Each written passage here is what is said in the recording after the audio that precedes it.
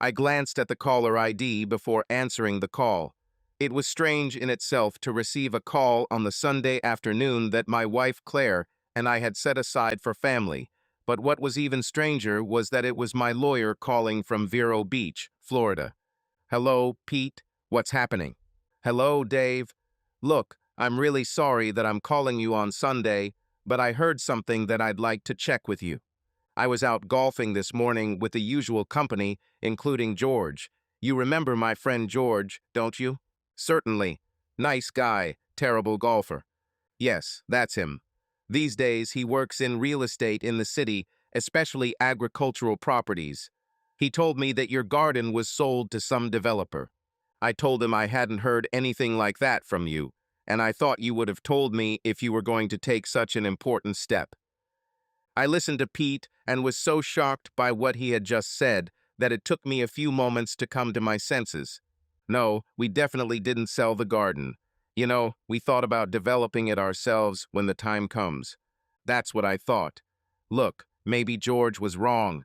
I'll do some searching tomorrow when everyone gets back to work. I appreciate it, Pete, but I think I'd rather fly there to check. I haven't been there for 3 months, which is longer than usual. Anyway, I should go there just to keep an eye on things. I didn't know why, but I had a bad feeling about it. We said goodbye, and I called Claire. Claire, do you want to come with me to Vero? Pete heard a rumor that I need to check. We sent the children to their grandparents indefinitely. They didn't mind. They loved spending time at the ranch with their grandparents, who spoiled them to the nines. 2 hours later, we already had tickets to Orlando and were packing our bags. We flew into Orlando the next morning, and I rented a car to drive to Vero. I tried calling our grounds manager, Bruce McWilliams, to have someone come pick us up, but he wasn't answering his cell phone. It wasn't that unusual. He was an avid fisherman and could be out of cell phone range for a couple of days if they went to one of the islands. Maybe he just forgot to charge his phone. Before leaving last night, I went online and checked my bank accounts. The smaller account, which Bruce had full access to, was emptied and had only $50 left, the minimum amount to keep the account open and not trigger an automated message for me. But we only kept $25,000 in this account for day-to-day operations unless there was a specific need. Our larger account, which was usually about $100,000, Bruce did not have access to. I have blocked all the money in this account to prevent any withdrawals. Just in case. If it turns out to be much ado about nothing, I can remove the block without anyone knowing about it. Driving on I-95 past Cape Canaveral, Melbourne, and toward Vero, I was reminded of my early childhood on the east coast of Florida.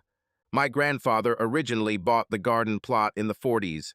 Land was cheap, and he bought a tract a square mile of land about 5 miles from the Indian River Lagoon. He built a typical sprawling concrete blockhouse and planted the property. By the time I was born, my grandparents had moved to one of the new retirement villages, and our family had moved into the ranch, as we called it.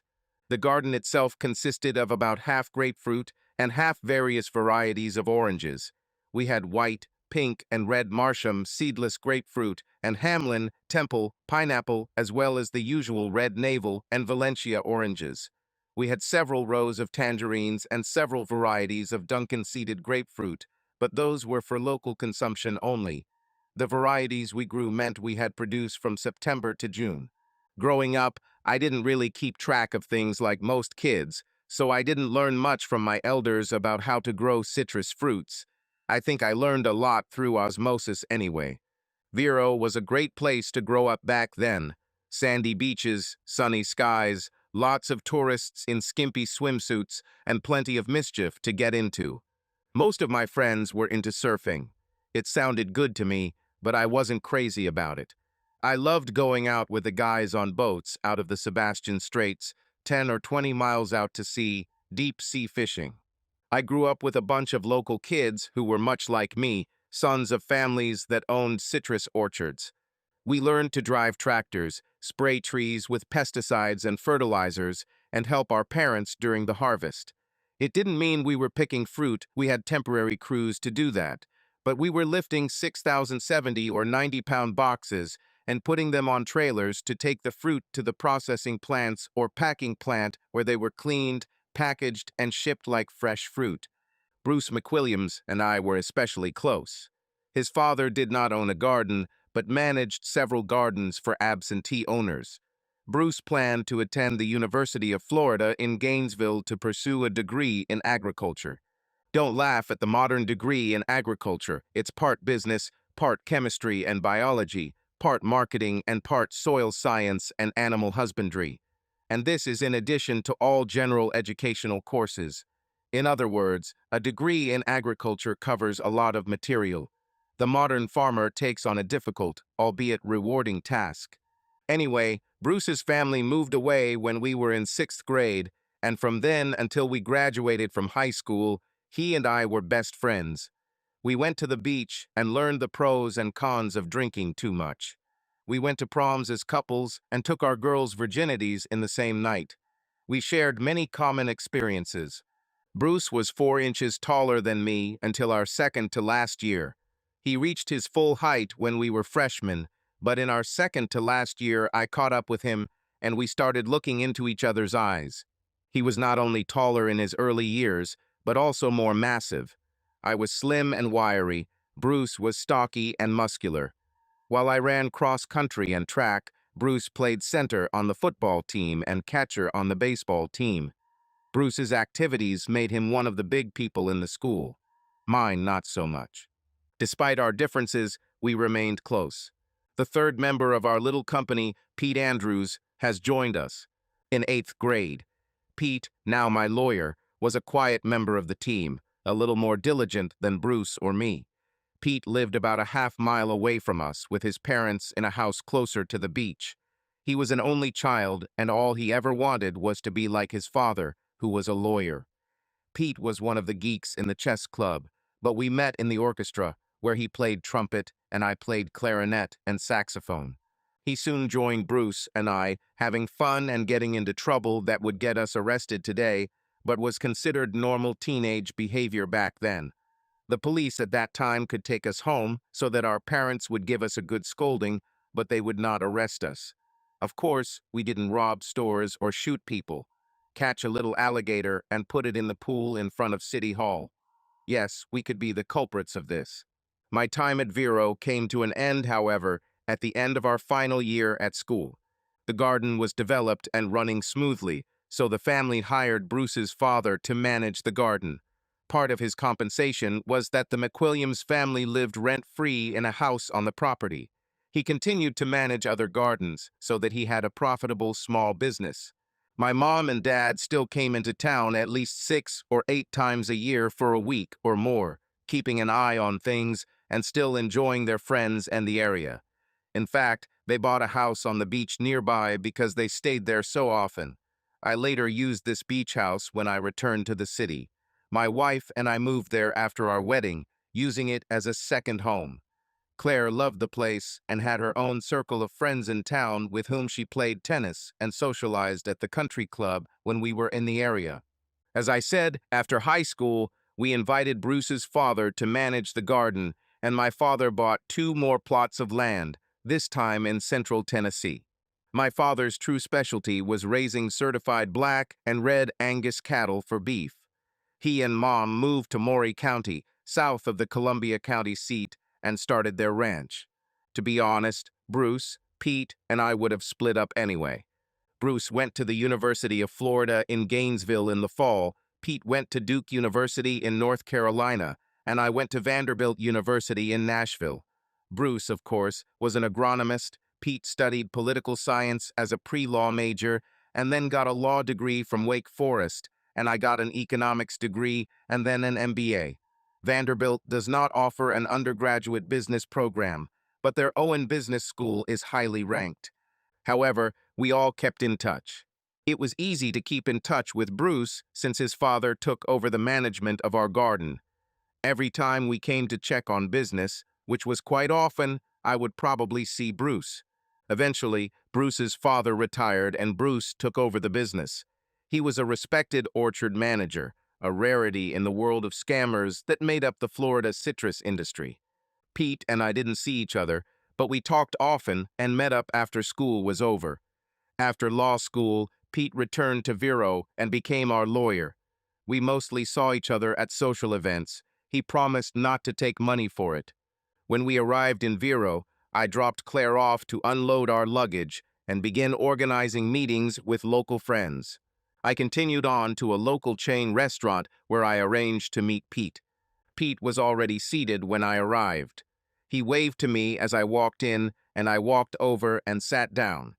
Well, I didn't speak directly to George this morning, but there's a rumor going around among people in the real estate business that one of the development companies has bought your garden. Damn it! Well, we'll stop it today. The seller probably hasn't submitted the documents yet. By the way, Pete, the garden's operating account was depleted to its minimum last Friday. I blocked all other accounts when I went online to check their status. Fine, I would suggest this myself if you hadn't already done so, but it's worth going to the bank and also to the real estate agency, Pete answered thoughtfully. At this point, if the morning wasn't already in complete crisis, Big Bubba Smith walked in. He noticed us and approached us purposefully. Hey boss, what the hell is going on? I knew I wouldn't like what I heard. Bubba, as he was known, grew up in Fort Pierce, near Vero. He was a tall, thin, chain-smoking black man who had managed our garden operations for 20 years. He received the nickname Bubba because people thought his face was similar to that of former professional football player Bubba Smith.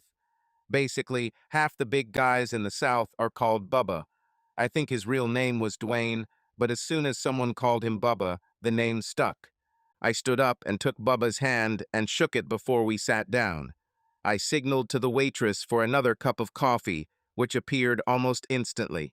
So, Bubba, why don't you tell me what the hell is going on? Well, first of all, Bruce told me that you were thinking about selling the garden, but he told me not to tell anyone about it because it's still in doubt. But more importantly for the garden's operations, he sold 3 tractors and left us with only the old Dutes. And to make matters worse, last Friday passed, and there were no paychecks. Damn, I said.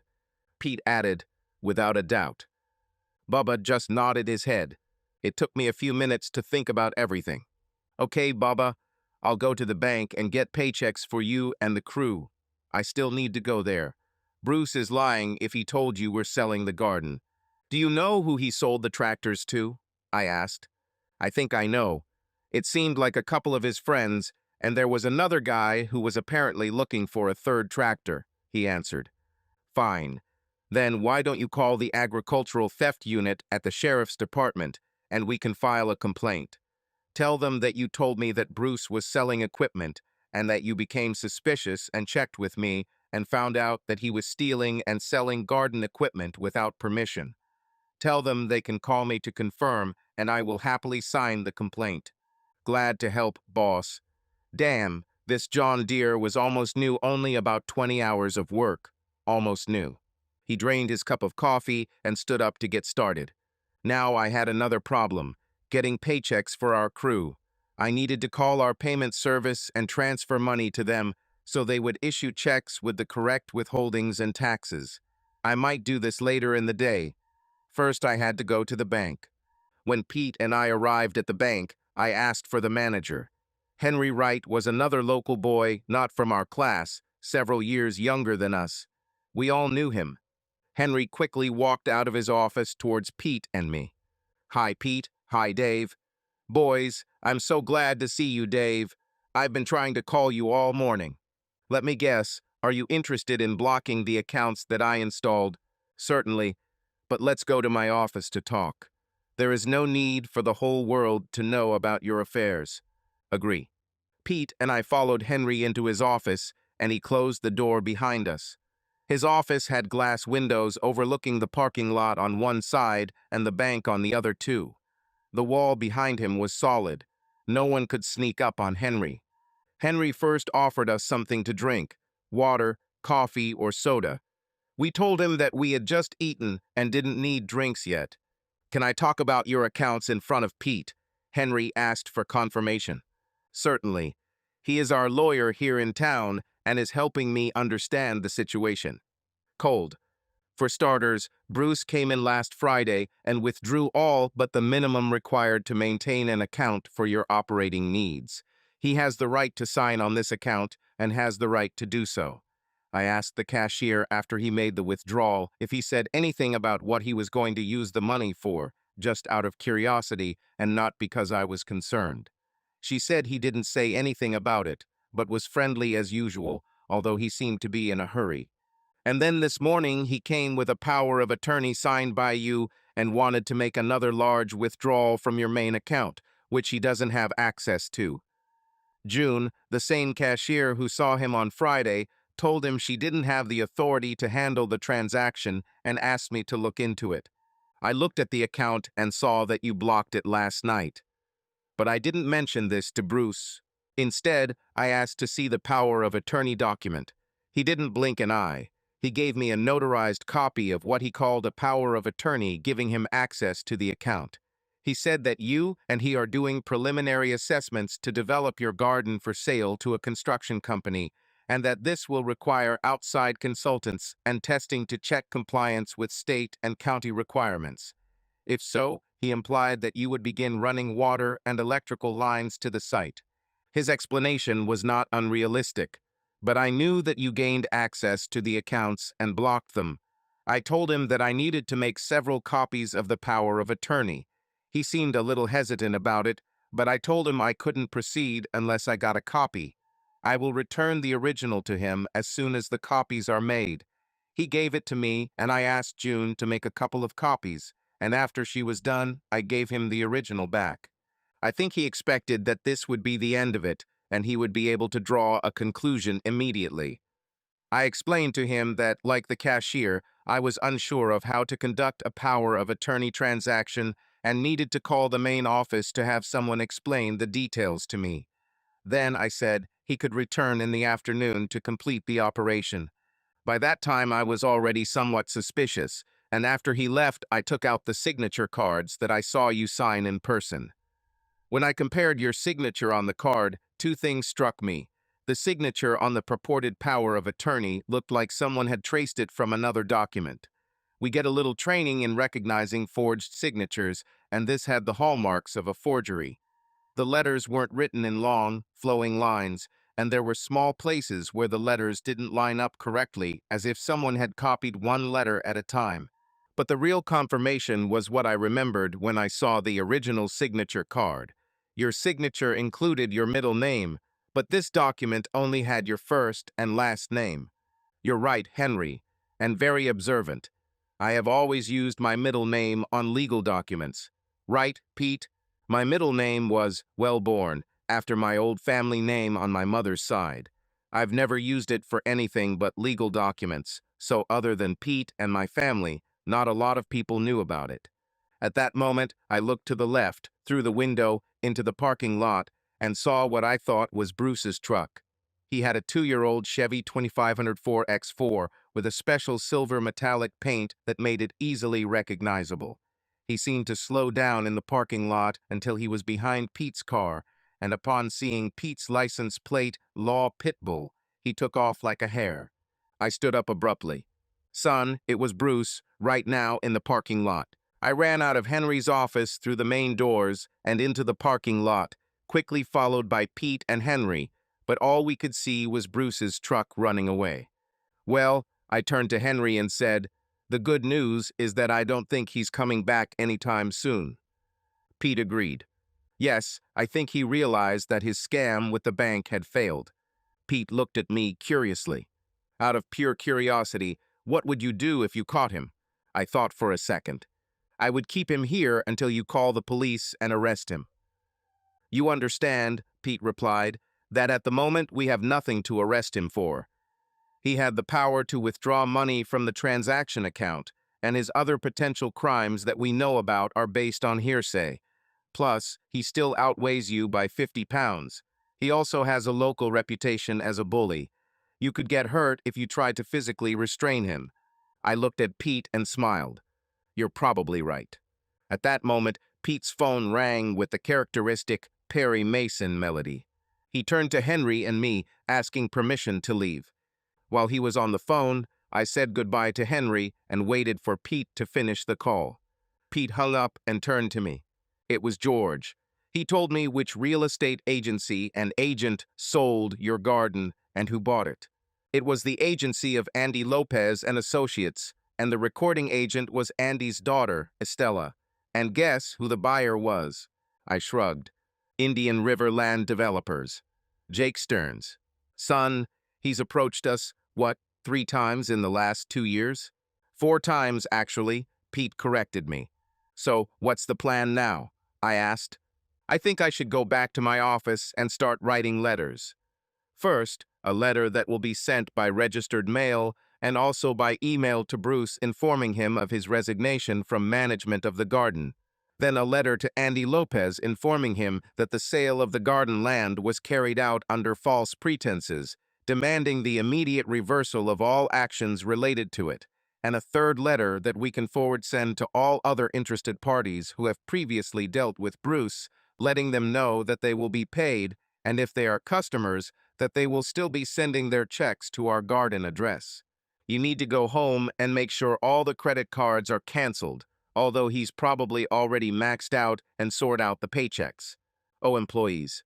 Okay, Pete, call me later with any news that comes up. Agreed.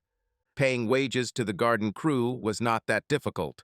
We only had 5 full-time employees, Bubba, 2 other men who performed various garden maintenance duties, and 2 women who did financial and production accounting, that is, counting the boxes of fruit sold, who they were sold to, how much we paid the temporary crews, working in gardens, and things like that. I called the payroll service and transferred the necessary money from the freelance account, and they took care of the rest. I knew it had to be done quickly since most farm workers lived paycheck to paycheck. Our people were better off than many, but they still needed a stable cash flow. I made sure that they were provided for, and in return they showed amazing loyalty to us. I opened my laptop and saw that Pete had sent me draft letters that he was going to send for approval. I approved them and Pete sent them out, officially severing our relationship with Bruce McWilliams' management firm and notifying the realtors to stop the deceptive sale. A final letter outlining our position could be sent to all interested parties who have previously dealt with Bruce, notifying them that they will be paid and, if they are customers, that they will still be sending their checks to our garden address. We only had 1 garden credit card, and as Pete predicted, it was maxed out. I stopped the possibility of additional withdrawals, but this was after the horse escaped from the barn. Luckily, the card had a limited credit limit as well as a daily maximum for cash withdrawals. Maybe I can give something back. Urgent matters were completed. Claire left me a message that she was having dinner with a few of her friends from the club and that I was on my own for dinner. Since I had a few hours to spare, I grabbed a glass, put a large ice cube in it, and went to the liquor cabinet to pour myself a shot of Scapa, a single malt Scotch whiskey from Scotland's northernmost island's Orkney, that was so light that its taste exploded in my mouth, awakening all my taste buds. He always seemed to inspire my thoughts. Sitting in my reclining chair, I leaned back and thought about how Bruce and I grew up together. For a long time, we did everything together. We caught that 4-foot alligator and put him in the reflecting pool in front of City Hall. Another time, we added detergent and some dye to the fountain in front of one of the upscale hotels on the barrier island. Both places installed security cameras after that, so our fountain fun stopped. Sometimes we would sneak into the garden and start one of the tractors or other equipment and move it from place to place. We never damaged them or took them out of the garden because that would have been stealing, not naughty, so we set a boundary for ourselves. It was with Bruce that I first tried alcohol, my first cigarette. I was with Bruce the first time I got drunk and smoked a joint. I learned a few lessons from those first times. After I vomited everything that was in my stomach, the next day my father dragged me out of bed and made me work in the garden all day. I limited my drinking after that. To be clear, not everything we did as children was bad. We were both in Cube Scouts, going deep-sea fishing with our dads when they rented a boat with a professional captain. We both got good, if not excellent, grades. I was usually a much better student than Bruce, but I wasn't going to be the top student in the class. We did extracurricular activities. Bruce played football and other sports, and I played in the orchestra and ran cross country and track. Overall, I never thought that our early lives could lead us to a criminal career. Events like this attempted garden sale have made me look at some things more critically. As we got older, Bruce and I became more adventurous, but closer to the edge of illegal and dangerous. And I admit, even though Bruce was coming up with ideas, I was willing to go with him. Bruce was bigger than me and a little older, and I knew he did riskier things without me when I wasn't with him. He always managed to get away with it. He was my closest friend, and I think I always subconsciously sought his approval. After our other friend Pete joined us, he was probably smarter than me because he refused to participate in some of Bruce's crazy ideas. He told us that his goal was to become a lawyer and that people, even minors, with criminal records would have a hard time getting into a prestigious law school. We accepted it and didn't blame him. We kept inviting him on our adventures, as we called them. Sometimes he came, sometimes he didn't. I understood Pete's long-term thinking about his life goals, but even if he said it with a smile, Bruce called him a weakling or a coward for avoiding our wildest antics. When we were teenagers, there were several occasions when we went down to the harbor and took some absentee owner's boat for deep-sea fishing without permission.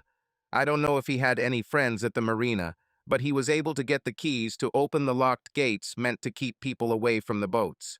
Bruce always knew when the owners weren't around and didn't notice that their boats were gone for the day, and we always left them clean and well kept upon returning. We also filled the fuel tanks to the level they were at when we took the boat, so someone might find that a boat they left fully filled suddenly only had a quarter tank.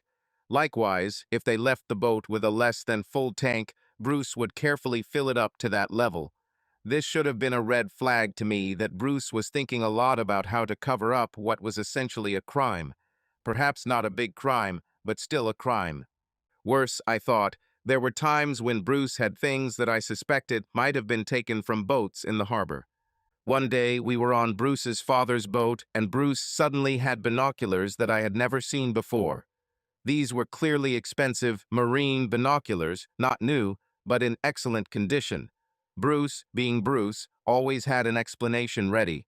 One of the garden owners took Bruce on his boat, and when Bruce complimented him on his binoculars, the owner gave them to him. Well, what could I say? This could happen even if it wasn't the most plausible explanation. When you hear the sound of hooves, you think of horses, not zebras. Another time I witnessed Bruce selling a gun I had never seen before to a known lowlife guy from Fort Pierce. When I asked him about the deal, he said he was just an enterprising man who knew someone who wanted to sell one of his pistols and also knew that this guy from Fort Pierce wanted to buy a gun. He simply made money on the difference between the purchase and sale prices. He was over 21 at this point, so a personal transaction was legal in Florida, but I still had my suspicions that Bruce would be willing to take something without asking if he thought he could get away with it. Friendship with Bruce had other benefits for a young guy like me. As the star of our football team, Bruce seemed popular with many girls. One afternoon, after a game against a Port St. Lucie team where Bruce scored 3 times, including the winning touchdown, he asked me if I wanted to have sex. I think he suspected that I was still a virgin and wanted to introduce me to the world of sex. I answered, of course, who wouldn't? He asked me to get some booze, tequila as I remember, and bring it to one of the local parks. I pulled out a bottle from my parents' supplies and Bruce came with 2 girls. I already knew that Bruce preferred Latinas, so I wasn't surprised when the 2 girls he came to the park with were Connie Lopez and a girl named Eva, whose last name I don't remember. Both were Hispanic. Connie's family fled Cuba, and Eva's family, as I remember it, was of Mexican descent. Her father worked on a plantation, and her mother worked in a packing plant. Connie was quite famous in town, having been one of the varsity cheerleaders at Vero Beach High. Eva did not attend the same school. She may have gone to a Catholic school that served Vero and Fort Pierce. She may have been working and not going to school. I wasn't interested and didn't ask. Bruce always claimed that Latinas were the best because they had big breasts, they knew what they had to do, and they would do anything to date the popular guys. We sat on one of the benches in the park, far away from other people, and started making tequila shots the classic way. Lime juice on hand, dip in salt, lick and drink tequila. Of course, this was not high-end tequila. This was the one my parents used for margaritas or other mixed drinks. After we had emptied most of the bottle, we went to one of the slightly shady hotels, away from the beach, and I got a room. Thinking about it now, I often bought drinks and paid for rooms. It seems Bruce was taking advantage of me financially even then. As soon as we got into the room, Bruce turned on the radio to a salsa station, and the girls started dancing and stripping in front of us. It was really sexy. Bruce told Connie to take care of me and show me how it's done while he took care of Eve. Once we were showered and dressed to leave, Connie held me until Bruce and Eve left. Then she told me the sad truth. Dave, I want you to call me next week and find a time when we can have sex again. Now listen to me carefully. Don't fall in love with me. Many men think they are in love with the first woman they had sex with. This is not love, this is attraction. And you will have sex with many women, Dave. You are smart, handsome, wealthy, and I will teach you how to have good sex. You don't want to think that we're in love. I don't love you and we have an expiration date. I like sex and I like having sex with different men. So keep that in mind and don't be upset when it ends. I really like you, you're a good guy. Better than Bruce. Don't be offended when I say it's over. Just find yourself a new girl and enjoy your youth and freedom. She was right, of course. We dated every weekend for about 6 weeks, and then she said she taught me everything she could. We were finished. You know, Dave, I really value you, and if I weren't so available, I would want to marry you. You always treated me like a lady. We went on real dates, not like the bastards I usually date. I'd be happy just having sex. But let me remind you, I warned you that we have a limit to our time together. It won't be difficult for you to find other women who want to try you. I told the girls at school about you. Believe me, there are many who want to try you. Don't be surprised if some of them approach you. She laughed at this. Now let me tell you what you don't want to hear. Bruce is not really your friend. He may have been in the past, but Bruce is a user, and in the end, he uses you too. I'm not saying leave him, he can be fun, but don't trust him completely. If he really wants something, he won't hesitate to stick a knife in your back. I kept in touch with Connie until I left for college, but we never met again. Still, those words rang in my ears in light of what seemed to be happening. Over time, I forgot Connie's warnings about Bruce. I never noticed Bruce doing anything to me, and over time, trust was restored. I had no reason not to trust him. Plus, shortly after Connie talked to me, Bruce, Pete, and I went to different colleges, and we only saw each other in the summer. We all worked during the summer, so our time was even more limited. Even after Bruce took over the gardening business from his father, everything seemed to be running smoothly. One of my dad and I often came to check on the garden, and we didn't know what Bruce was doing with the other gardens he managed. Instead of going out to dinner, I just ordered pizza. It was still before 9 p.m. when Claire returned home. As I walked through the house, putting away my purse and keys, I asked her how her day was, where she had dinner, who she saw with all the usual things we discussed at the end of the day. Pizza. I think my dinner was more interesting, she said with a smile. I was sure she was right. Then she came and sat on the couch next to me and asked the big question. Well, I hesitated for a moment before answering her. I think Bruce will end up in jail this time. My wife Claire was not from Vero Beach. She came from Southern California, south of Los Angeles, from Orange County. Claire didn't want to go back to live in Southern California. Too many crazy laws, too many rules, too high taxes, all together made California a much less attractive state. It's still a beautiful state with beautiful beaches and great wine, mountains for skiing and hiking, and several wonderful national parks. Overall, a good place to visit, but no longer a place where you want to live. Middle Tennessee was perfect for her. I guess I'm lucky to have her. She came to Vanderbilt University to study. We met, started dating, fell in love, and eventually got married. But she didn't know all the people I grew up with. She knew Bruce and his wife from our frequent trips to Vero. What did he do to get arrested? She asked. That's the problem. I think he stole about $25,000 from the plantation's checking account and used it for his own purposes. I think it's called theft, but it's complicated by the fact that he had legal access to this money while it was being used for the plantation.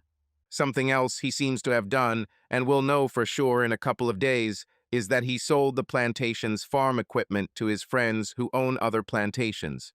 We think so, but perhaps they can claim that he simply lent them the equipment for some legitimate reason. The sheriff's department is looking into it now. He then misrepresented his position by claiming that he had power of attorney to act on my behalf and forged documents to that effect. He tried to use this to get money from our main bank account, but it failed, so I don't know for sure what to blame him for. Attempted theft, fraud. The most important thing is selling our plantation, and we need more information on how he did it. I suspect we'll find out that he used a power of attorney to get real estate agents to cooperate with his actions. So he clearly committed fraud, theft, and we'll find out what else. I have an unpleasant suspicion that we are only just beginning to understand the scale of his crimes. Wow, Claire exclaimed, and this is the man you thought was a friend? I had to look a little embarrassed. Yes, I thought he was a friend, but no friend betrays another like that. I once dated a woman named Connie Lopez, who was also hanging out with Bruce.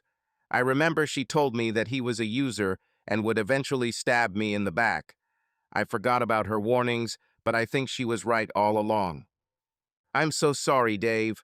I do not know what to tell you. I don't know either, but right now I have to put my emotions aside and first try to fix as much of what happened as possible. Thank God George called Pete, and Pete had the good sense to call me and see if I knew what was going on. You know, this isn't some spontaneous decision. Bruce must have been planning this for a long time. I think he figured that when he lit the fuse, he would act so quickly that it would all be over before I knew it. We talked a little more, but without more facts to discuss, we were just going around in circles, so Claire and I finally went to bed. We cuddled for a while, and I think she slept a little better than I did, but even she was restless. I lay there and planned what I needed to do the next morning.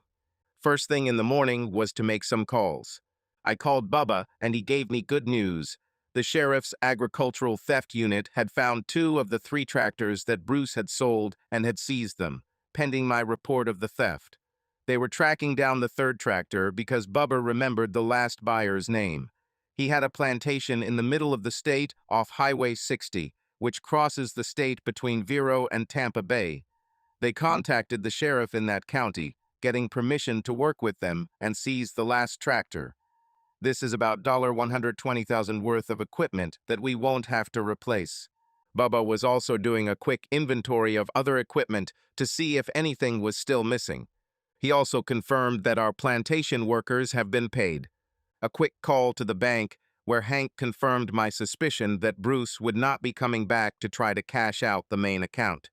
Finally, I called Pete and agreed to meet again for breakfast to discuss our status.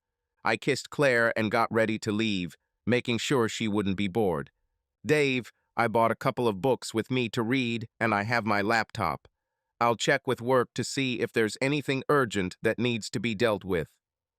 Pete was already waiting for me at our little cafe for breakfast.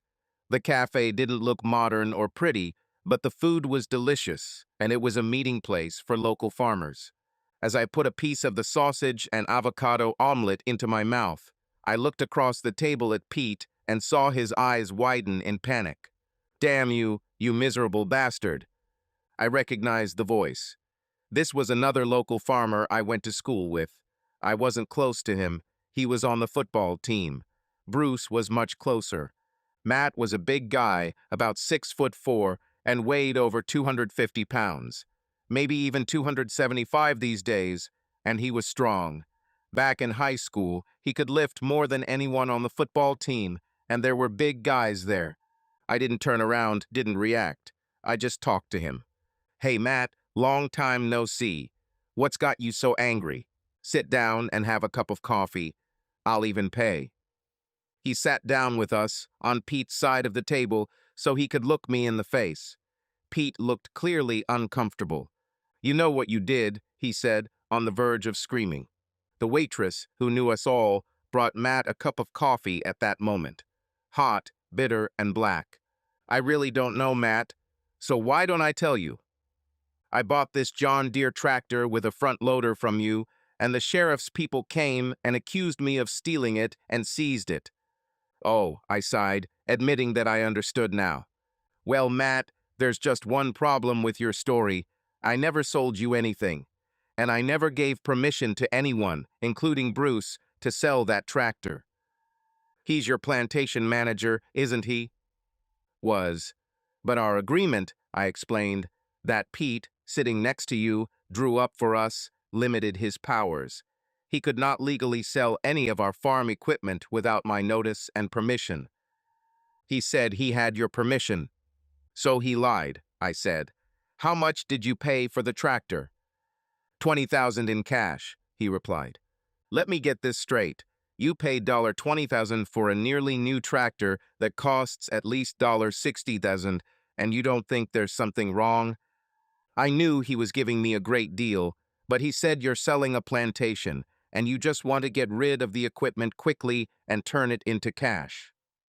I'm sorry, Matt, but you are buying stolen property, and you'll probably lose your $20,000 if you don't find Bruce and get it back from him. I don't bet on it.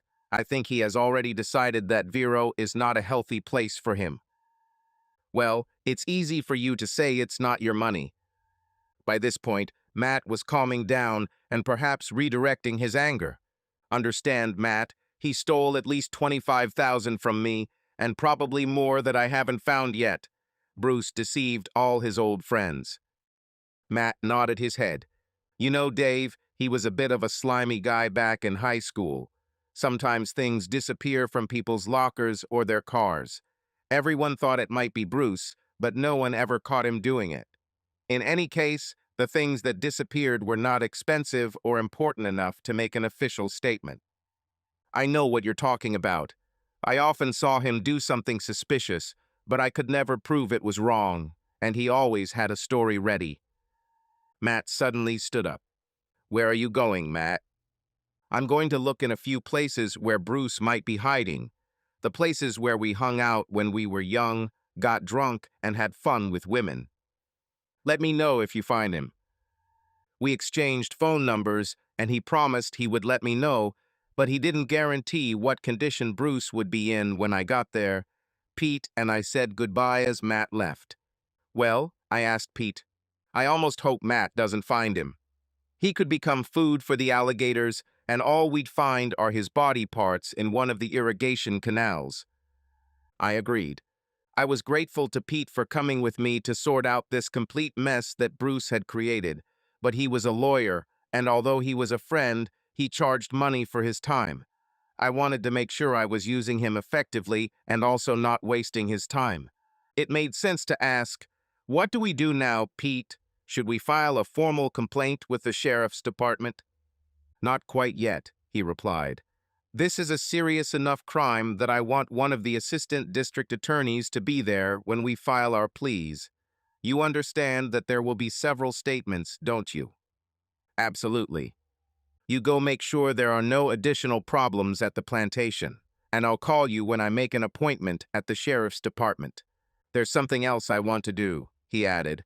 I have a paralegal, Betty, who is tracking down the notary who signed the fake power of attorney. She's definitely involved in this scam. In fact, she may have helped Bruce create her. She may have seen more than one power of attorney, or if she is a lawyer herself, she may have access to templates to create them. Not that it was difficult. You can download templates online in 10 minutes. Anyway, I'm doing this because we need to include her in our statements. I thought that made sense. Okay, Pete, call me whenever you want me to come to the sheriff's office. I'll go and check the plantation. We separated for a while. I didn't tell Pete, but I was going to go to the old plantation house where Bruce's family lived to see if anyone was there. When I arrived at the plantation, Bubba got everything organized and running again. Luckily, it was too early in the year to harvest, so we mostly did the preparation. Bubba walked up to the rental car as I pulled up. "Hey, boss, when will we get our tractors back?" "Honestly, I don't know yet. Pete and I are going to go to the sheriff's office a little later and sign statements. I don't know how long they'll want to keep them before returning them to us." "Okay, we need them now. I was going to put the mower on the Kubota and cut the weeds again. I wanted to start with a row of Hamlins because those will be the first ones we'll be collecting." Hamlins were an early variety of oranges that were used entirely for juice. We talked about operational matters for about 15 minutes before I broached a sensitive topic. "Bubba, did you have time to inspect the plantation and find out if anything was missing?" "Of course, boss. I think we're missing about 50 of the 60 harvest boxes. I know we're keeping score, and that's the difference between our score at the end of last season and today." "Crap," I answered. Bubba simply nodded in agreement. The missing plastic crates had the name of the plantation burned into them so that no one else could use them to pick and ship citrus fruit for processing. This meant whoever stole them intended to melt them back into the original plastic raw material. One 60-box citrus box cost us a little more, $1.60 each new. The most anyone could get for its plastic contents was about $1.18 a box, a huge loss for us. But if they were stolen, that's $900 of easy money, and it would have cost us over $3,000 to replace. This fell into the category of grand theft. Although we prevented the fraudulent sale of the plantation, the losses piled up. The good news was that, if Bubba was right and nothing else was missing, we still had most of what we needed to keep the plantation running. Computers, business documents, and office equipment were still in the office.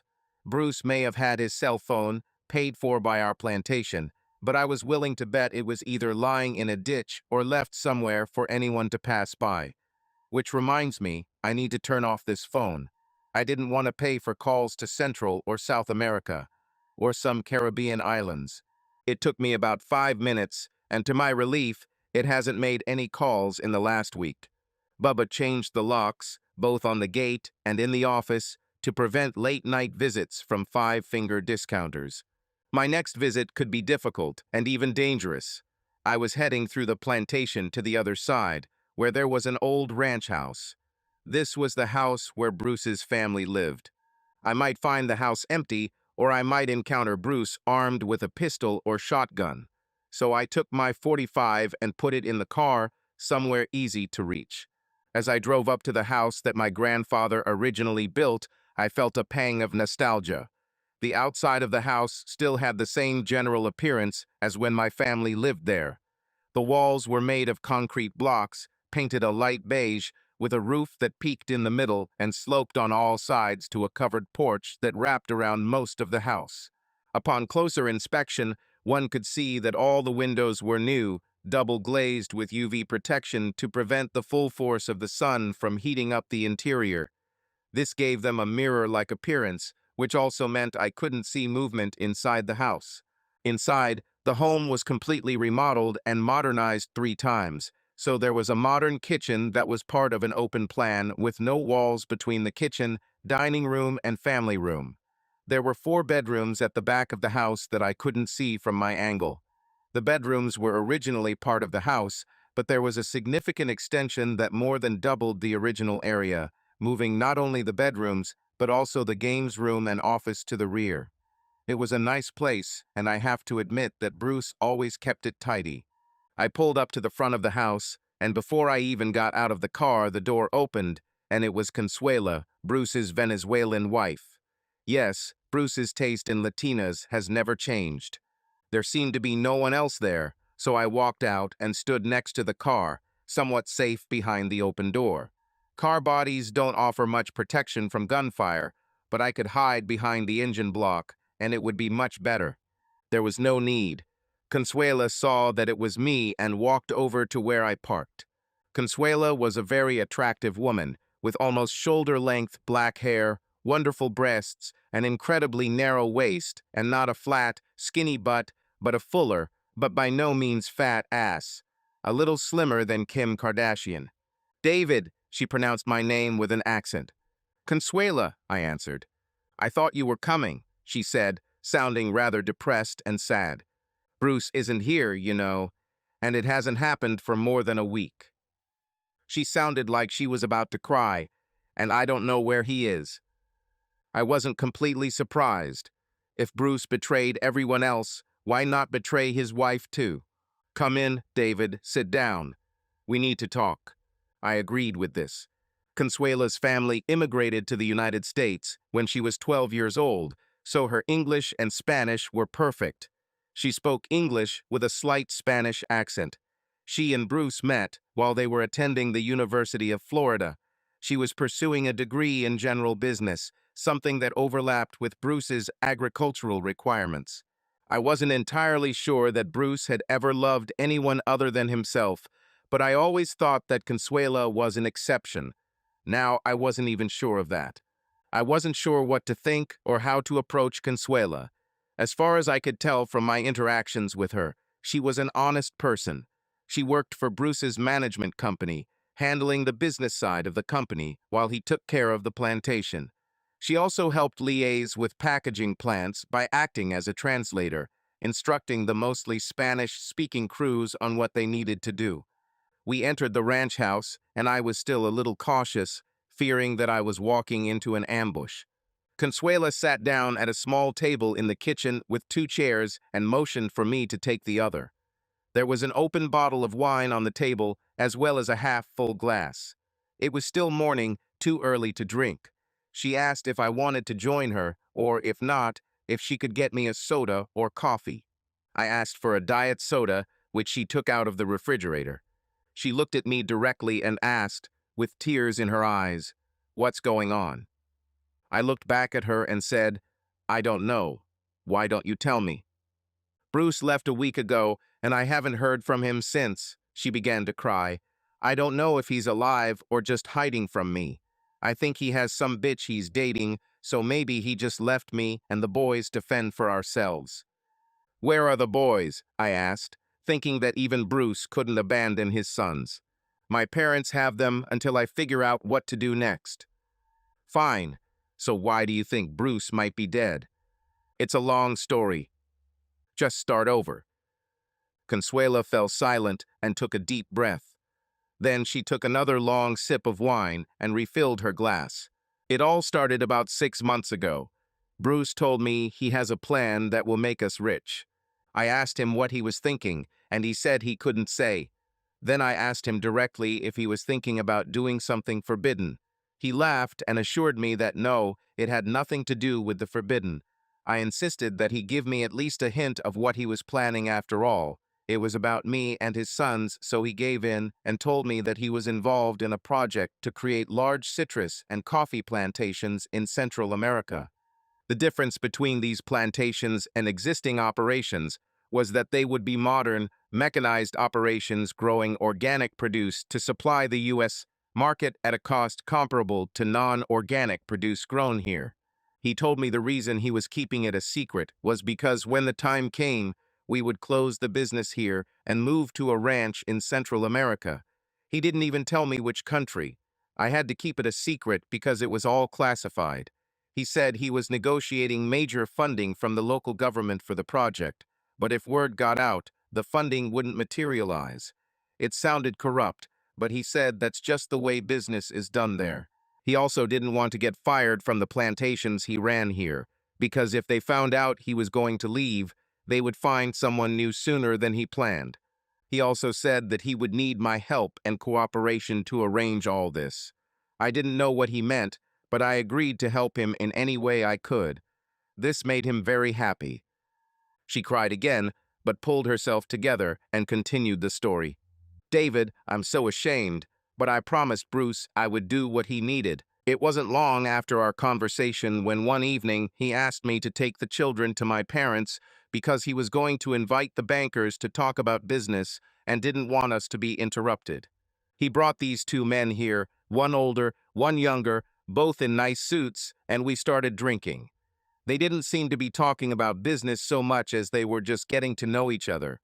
I think they were from Panama, which is known for its bank secrecy laws, but also for several major financial scandals. Bruce said they had a flight and were due to leave in half an hour. Bruce asked them to excuse us, and we went to our bedroom. We were all pretty drunk by then. He told me to take off my clothes and put on thigh-high stockings and high heels. He said he needed me to do this to close the deal. I tried to resist, but he insisted and reminded me that I promised to help. It disgusted me, but I did as he asked. Bruce left and returned to the living room, where he put on some salsa music. Then he called me to come out and dance for our guests. I was so ashamed, but I did as he asked and went out to dance for these men, naked except for stockings and high heels. Finally, Bruce told me to go back to the bedroom and wait while he escorted our guests to their rental car. I could hear them talking, but I couldn't make out the words, but it seemed like they were agreeing on a time to return to the States. She took another sip of wine from her glass before speaking again. A distant look appeared in her eyes. 2 weeks later, Bruce told me the bankers would be back with documents for him to sign. I told him I didn't want to repeat what he made me do the first time. He said we really need to work with these people, and they are counting on me to be good to them again. We had a couple of drinks while waiting, and I still told him no. He finally insisted that I take a pill to calm down, as he said. I took the pill and my thoughts became a little foggy. He told me again that we would become rich if I just helped him. I finally said, okay, I'll help, right before a rental car with two guys pulled up. They walked up to the house and Bruce let them in. He told me to take off their jackets and hang them in the hallway closet. I did it. Then Bruce made us all mix drinks, something with tequila. We raised a toast to our future success. By then I was very relaxed and didn't worry about anything.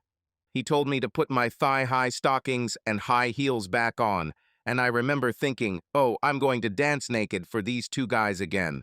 But it didn't bother me anymore. I thought that if they wanted to see me naked again, it wouldn't hurt anyone. I changed and returned to the living room, ready for the show. But when I came out, everything was different. Bruce turned on the salsa music, and I started dancing. But two guys and Bruce stood up and came to me in a circle, starting to do the dance moves too. At that moment, I thought it was funny. I was dancing naked with three dressed guys. Then Bruce told them they could touch me. They started touching my breasts and grabbing my butt. Then, Consuela sobbed and tears appeared in her eyes. Bruce said that they could caress me. I was so confused by the pill and the tequila that I didn't even protest. After that, they went to the table and started signing papers. Then they left. Bruce came back into the bedroom, hugged me, and told me I was the finishing touch to complete this part of the deal. He said I did what he needed me to do that night. Then he put me to bed, and we had sex. Consuela began to cry again and took another sip from her glass. At that moment, I realized that I was Bruce's bitch, whom he was using to obtain funds for his project. And he didn't even tell me what exactly he was doing. I think he lied to me when he said it wasn't substance-related. When I heard your car pull up, I expected it to be Bruce with more men that I would have to entertain. You know that we manage 4 different plantations here, yours and 3 others. Other owners are absent and only come here once or twice a year. I think they own the plantations as a tax deduction and only come here for vacation with their families, claiming it's a business trip. For the last 2 months, each of the remaining absentee owners has been coming to their plantations, each about 2 weeks later. Bruce would bring them here, and we'd have a drink, and he'd give me another pill to calm down. Then we all got naked in Bruce, and the other man had sex with me. I knew Bruce was using me as easy access to raise funds for his damn project. He was hinting that maybe you would come too, and maybe you and him could have a threesome with me, or maybe you could bring your wife and we could trade. He said it would be exciting to watch me and your wife have sex with each other. I've never done this with another woman. With you, perhaps I wouldn't mind too much, but with other men, they were old and nasty. Bruce is so slutty, she concluded. Then last week, he said he had things to do and left. He never returned. He didn't call. He wasn't at the plantations. He abandoned us. I interrupted her monologue. He hinted to me that if I wanted to swap or have a threesome, we could do it. But I made it clear to him that Claire and I weren't interested. She nodded. I wasn't going to tell her what Bruce had done, but I wanted to warn her in general. As far as I know, Bruce is not involved in trafficking substances, but it appears he has done several things that could land him in serious legal trouble. So don't be surprised if people from the sheriff's department come talk to you. We have officially terminated the contract with Bruce's company to manage our plantation, so you will receive a letter about this in the next day or two. I saw a new round of panic in her eyes. This house belongs to you, and we were allowed to live here while we managed your plantation. Are you going to kick me and the kids out now that you fired Bruce? Don't worry. We may have to relocate you eventually, but if you're telling the truth and weren't involved in Bruce's latest actions, we'll take care of you and the boys one way or another. A couple more things. Do you have my phone number? She checked her phone and she had it. Okay, if Bruce shows up, call me. And one more thing. Has Bruce ever mentioned the name of that woman you think he's dating? No, she replied, but I think she's from Central America, perhaps from Costa Rica. Well, call me if you find anything else. Consuela stood up and hugged me. Thank you, David. You are one of the good men in this world. As Dave walked back through the plantation, no more than 2 minutes had passed when his cell phone rang. He looked at the screen and saw that Pete was calling. Pete, what's going on? Let's go to the sheriff's department. Teresa De Silva, one of the assistant district attorneys, is going to meet with us when we file charges. I'll be there in a minute. It took Dave about 15 minutes to get to the sheriff's office, and Pete was already standing outside, waiting for him. Almost immediately, an official car pulled up and a woman of about 35 got out. Teresa, meet Dave Stevens. Dave, meet Teresa De Silva, one of the assistant district attorneys. We shook hands and exchanged pleasantries. Teresa is here at my request to keep the prosecutors on the same page, because there will be a lot of crimes and probably a lot of people that will be charged. Pete assured me that she is competent and tough on crime, the assistant district attorney told me. So it was a good idea to get her involved from the start. We then entered the sheriff's office together, where we were ushered into a conference room to lay out our charges against Bruce and currently unknown individuals for a number of crimes. Sheriff's deputies had already filed paperwork regarding the theft and fraudulent sale of farm equipment based on Bubba's statement. They had already seized 2 tractors sold locally, and a 3rd tractor was returning to Vero to be seized as evidence. Pete informed them that he had documentation proving that Bruce's powers were limited, and he could not sell anything other than fruit from the plantation without special permission. I asked how long it would take to get the tractors back, and was told it would take a couple of days to confirm our ownership, record all the details, numbers, and so on found on the tractors, and finally have a forensic scientist come to do the full set of photos as evidence. The deputy told me that some of the tractor buyers were considering filing a lawsuit against me to recover what they paid Bruce for the tractors. Sheriff's deputies on the scene told them they were considering arresting them for receiving stolen property, since it was obvious they only paid a fraction of what it was worth. I think that stopped talk of suing me. They'll just have to accept that they paid Bruce. They have the option to file a complaint against Bruce for theft by deception. As for Bruce's actions at the bank, we could not charge him with theft for emptying the transaction account because he had the right to access that money. I could, I was told, later file a civil claim against him for a refund. I couldn't hold my breath waiting for this. They could accuse him of fraud and attempting to steal money from the main account using a false power of attorney. Finally, there was theft by selling the plantation.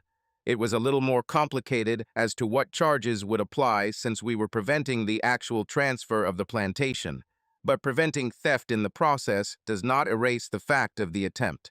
This ended our initial session, although we made it clear to the deputy that if we found additional crimes, we would return.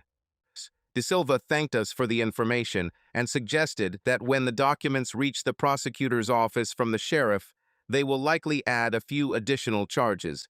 Then she returned to the office. I had a feeling that it didn't matter what charges were brought because Bruce wasn't going to wait around to be arrested. I expected him to sell his truck and cover his tracks while we ran around in circles figuring out exactly what he did. New identity, new location, hundreds or even thousands of miles away, he will disappear.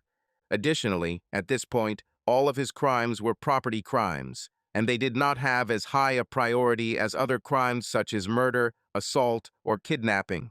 There won't be multi-layered all-point bulletins, or, even if there are, there won't be police briefings for the guys on the streets for more than a day or two. Unfortunately, there are too many other serious crimes. I followed Pete to our next stop, Andy Lopez's real estate agency, Properties by Andy. Both Pete and I met Andy at various events, although we were not friends, more like casual acquaintances. When we entered his office, we were greeted by a young, well-dressed woman, clearly a salesperson. She smiled, greeted us, and was only slightly disappointed to learn that we were not looking for real estate, but had come to Andy. Andy came out, and when he saw Pete, he rolled his eyes and said, "Pete, what a mess." "Sorry about that, Andy, but it was very good for you that we were able to prevent a fraudulent transaction." "Yes, you are right. Let's go to my office. Would you like to get coffee?" We agreed, and he called the young agent who was in the room. "Carolyn, can you bring 3 coffees and a tray to my office?" We sat down and chatted for a bit. Andy asked Pete about the family and vice versa. He asked me about my family since we no longer lived in Vero. I told him about Claire and the kids. Carolyn brought a cart with 3 coffee mugs and all the accessories. I took a couple of sweeteners for mine. Pete added cream and sugar, and Andy drank black. Almost immediately after we finished making coffee, a young woman entered the office. She was 25 years old. Andy introduced her as his daughter, Estella. She was holding a stack of documents in her hands. "Hi, Pete. Nice to see you again. I really wanted this deal to go through, though. $5 million for the plantation.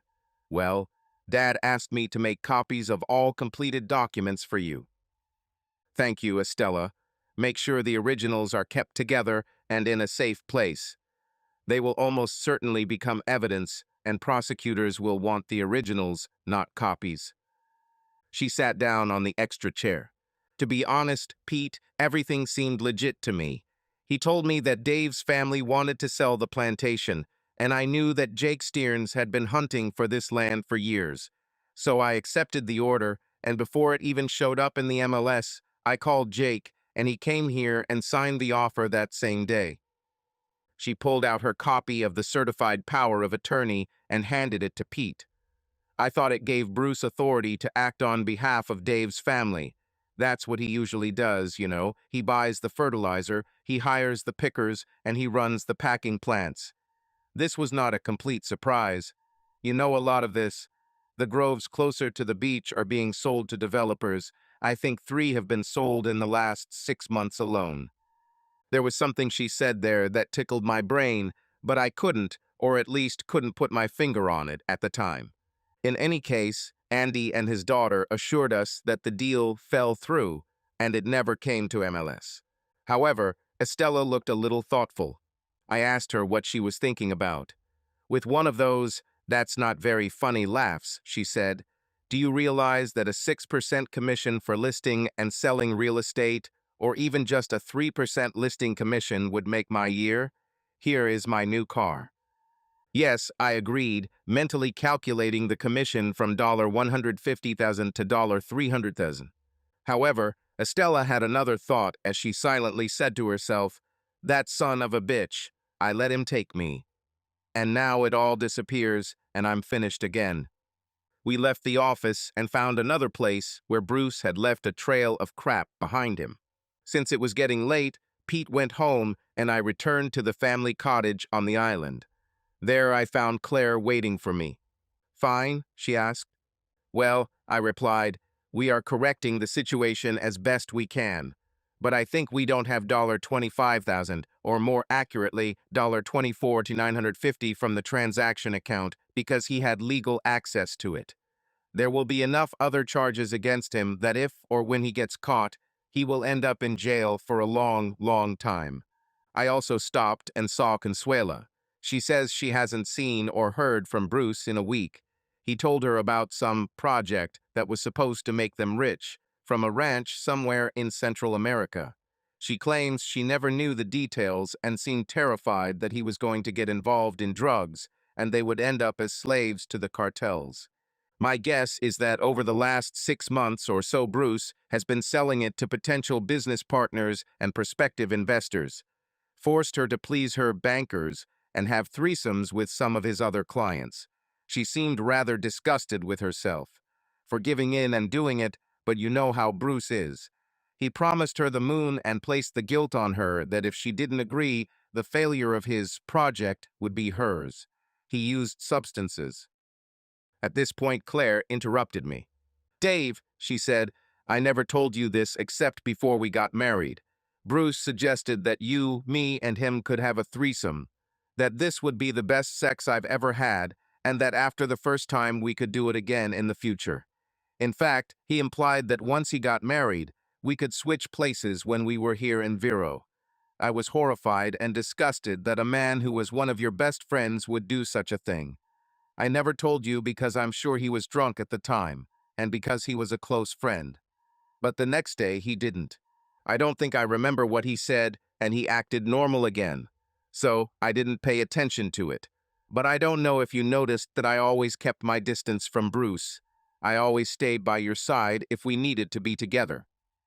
I did notice this, but I attributed it to some instinct that told my wife that he was not being entirely honest and was perhaps too flirtatious and touchy-feely than most women were comfortable with. I stayed with him because he, like his father before him, was a good Grove manager. This new discovery only increased my anger and sense of betrayal. He may have been drunk, but I'm sure he knew and remembered every word he said. Perhaps he thought he had planted the seed of an idea in her head that she might act upon in the future. He definitely didn't know my wife. As Connie Lopez told me years ago, Bruce is not and never has been my friend. I changed the subject and told Claire that we were going to dinner with Pete and his wife, Brenda. Brenda was one of the women in Vero whom Claire loved very much. Being able to have dinner and chat with her was a nice opportunity. But keep in mind that you and Pete are not doing business today. I agreed. We kept that promise. Pete told me Brenda had gotten the same promise from him, and we had a nice dinner together at one of the great seafood restaurants. So close to the ocean, the seafood was straight off the dock, as fresh as it could be, and the chefs had spent years perfecting their craft. I had to admire what they did. When I tried to cook seafood at home, I never did it so well. Like most of the year, it's warm in Florida, so we took a walk on the beach. At this time of year, the insects weren't too bad. The weather had cooled down from the summer heat, so it was nice to walk along the beach listening to the sound of the waves. For me, it brought back memories of my teenage years in Vero with friends. But like Jesus and George Washington, I had to deal with my Judas, my Benedict Arnold. Back at the beach house, Claire and I got ready for bed, and when I pulled back the sheets and saw a naked Claire waiting for me, I knew I was in for a good evening. We made love, and then I wanted to talk to Claire about Consuela. Claire, have you ever wanted a threesome or anything else that Consuela was forced to do? She smiled. Dave, let me take care of a couple of these things. I think we all have fantasies at times, but that's all, they are fantasies. First, I'll say this about women. I've had a few women hit on me for sex in my life, although not since we got married. I think I look too happy and too content with my life with you for them to even feel like trying. I tried to kiss another girl when I was, maybe 14. In the end, kissing another girl didn't appeal to me at all. We tried it once, and although she wanted to try it again, after the first kiss, I wasn't interested at all. Now about a threesome with another man, that's a little different.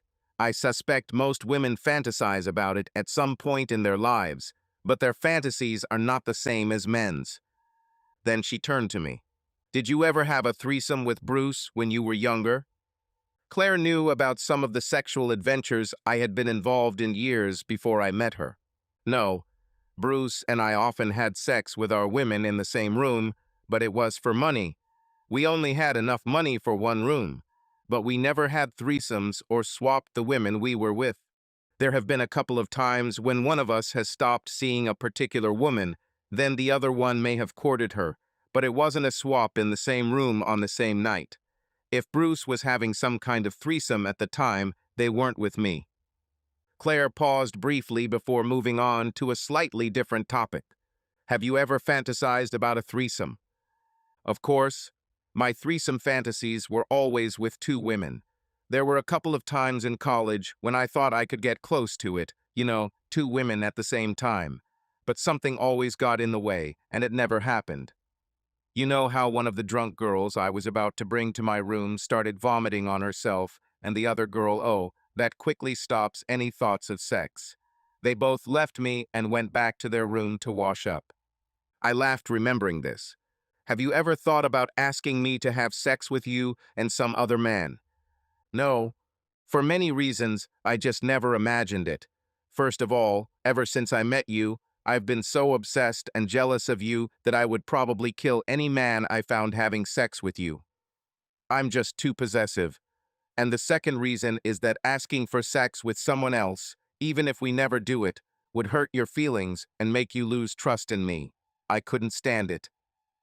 Well, at least you got the answer right, Claire said with a laugh. I thought for a moment. I think that's why Consuela feels so betrayed and abandoned right now. When Bruce started treating her like his bitch and him being her pimp, it showed her that he didn't love her the way she loved him. Then why do you think she did this? I think for several reasons. Latino women are taught in their culture that they should do what their husbands ask and want from them. This usually doesn't apply to things like exposing themselves to other men, because most Latino men, like me, are too macho to let other men have their wives. Remember how she thought Bruce was dating another woman? For his sake, she could prove to him that she, and not some other woman, is the right woman for him. I could be completely wrong, of course. Claire and I talked a little more about other things until she fell asleep. I, on the other hand, couldn't sleep thinking about the latest events. The next morning, Claire and I were having breakfast again when the phone rang. It was Pete again.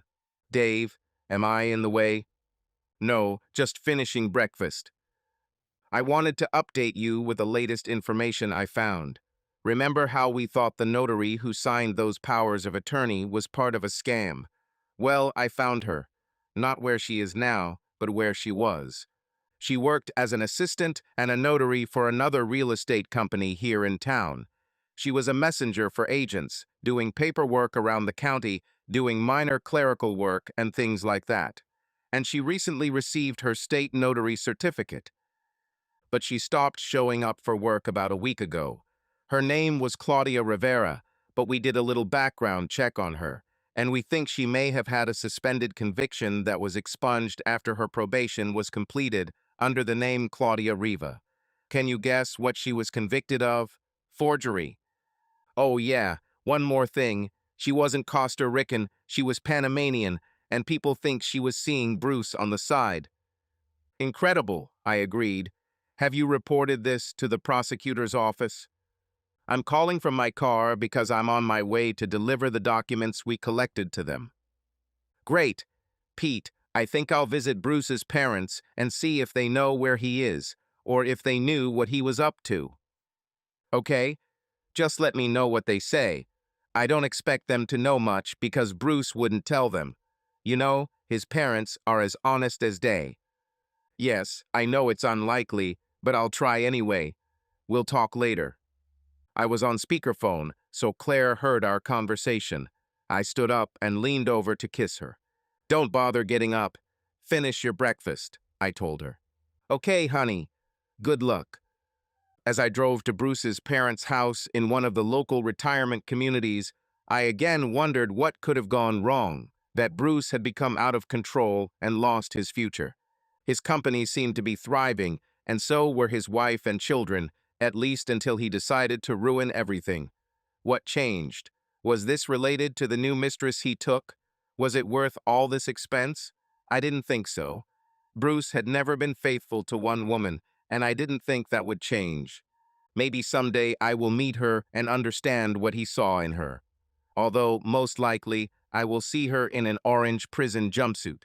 When I pulled up to the little house and parked in the driveway, Bruce's parents, Jim and Maggie, came out to greet me. The cottage was nice and built quite recently, about 10 years ago. It was probably new when they bought it, in this over 55 community. Maggie came up to me and hugged me tightly. "Dave, it's so nice to see you." Jim shook my hand and invited me inside. They offered me coffee and Maggie's homemade blueberry muffins. I declined, saying that I had just had breakfast before arriving.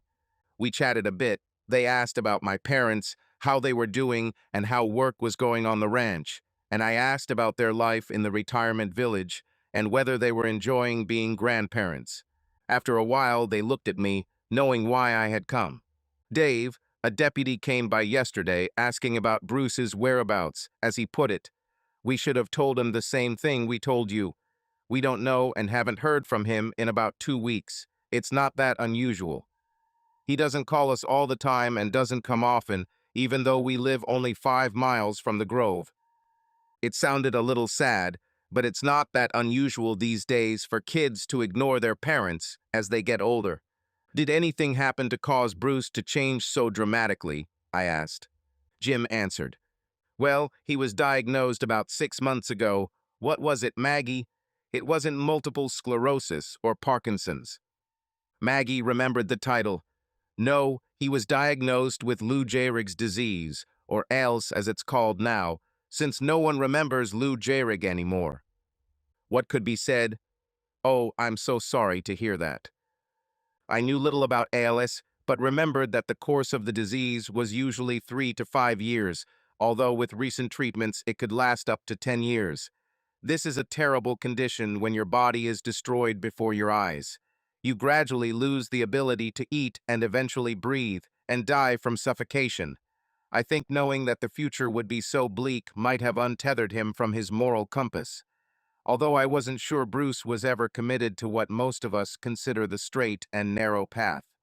We talked a little about Bruce's condition, and one piece of the puzzle fell into place.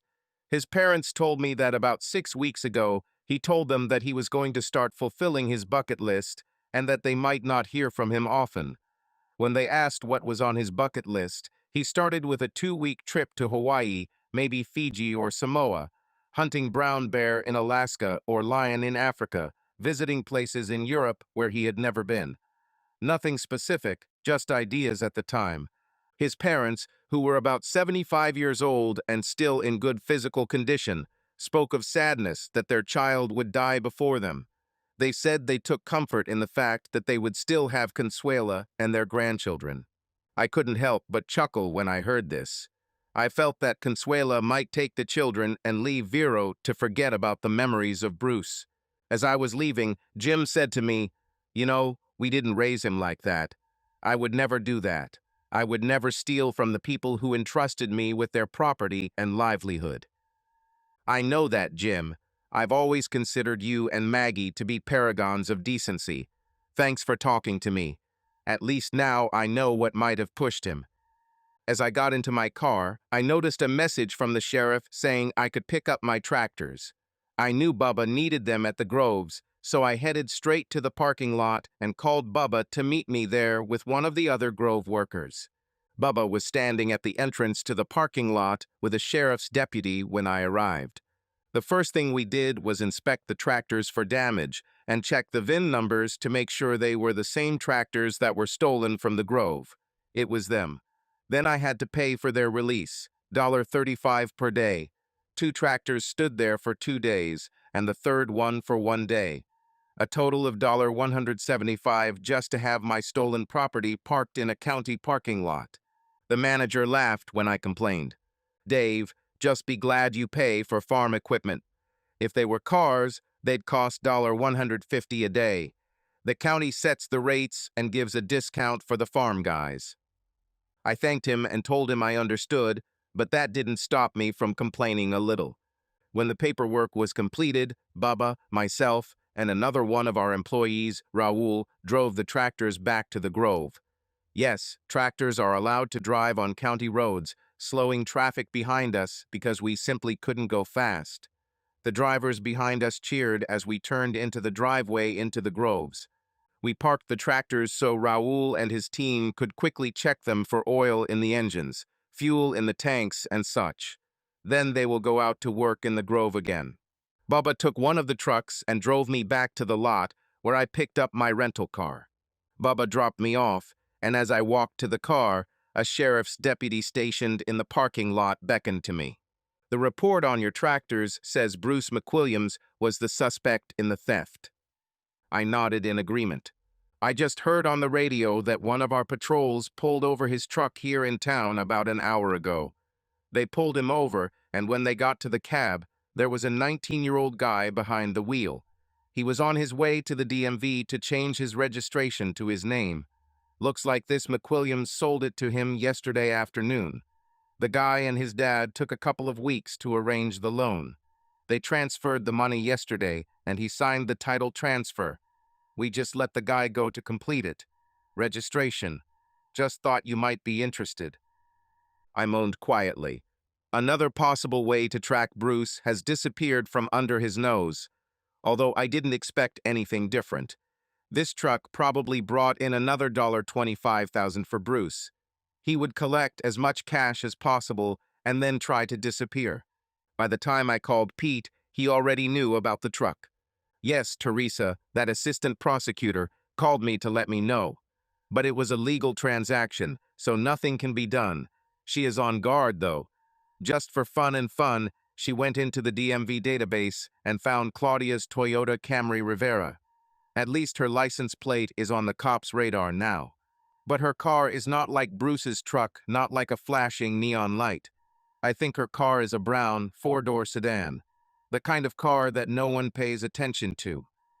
He'll probably show up at some point, but let's hope it's sooner rather than later. Of course, we're just speculating about her at the moment. She might not have anything to do with Bruce's scams at all, but I doubt it. After I hung up, I headed back to the cottage on the island. I thought Claire and I would have dinner here tonight and then fly back to our home in Tennessee in a couple of days. I couldn't think of anything useful I could do at the moment. Everything was in the hands of the police and the prosecutor's office. When I arrived, just getting out of the rental car, Claire ran out of the house. Dave, Consuela just called. She sounded like she was on the verge of panic. She seemed scared. For some reason, she couldn't reach you, said your phone was busy and didn't go to voicemail. She asked that you call her back ASAP. I went into the house before calling her back. David, she whispered, as if she was afraid that she might be overheard. Those bankers, or whoever they are from Panama. They called half an hour ago and said that their plane had just landed in Miami and that they would take a car and come here tonight. I told them Bruce wasn't here and I didn't know where he was, but they said it didn't matter. They said Bruce told them to come and that I would show them a good evening. The Panamanian said Bruce told them about sex with me, and they are looking forward to the same. He said that they have pills to make it the best sex of my life, and the boys are with me tonight. What should I do? I quickly thought about the situation. Give me a minute to make a couple calls, and then Claire and I will come to the ranch. Okay, she said, but hurry up. My first call was to Pete. Pete, do you have the number for that assistant prosecutor? Yes, she's probably already left the office, but I have her personal number. I told him about the call from the Panamanian bankers. I think it would take them about 2 hours to get there from Miami, and that's what I'm proposing, but it would take someone with a little influence over the sheriff. I told Pete my plan, and he said he would contact Teresa, and they would be ready. Claire and I got back into the rental car and drove to the ranch. I saw Consuela peeking out from behind the curtain to make sure it was us before opening the door. When she opened the door, relief was visible on her face. Claire walked to the door, and they hugged. Consuela was so happy to see us. Consuela, I said in a soothing but insistent voice, Get your boys together and take them to Bruce's parents for the night. They'll be glad to have them, and I think Bruce hasn't taken the kids to them for a long time. Claire will take them there. You and I will stay here and deal with the men from Panama. But David, I'm scared. I want to leave too. I quickly hugged her to calm her down.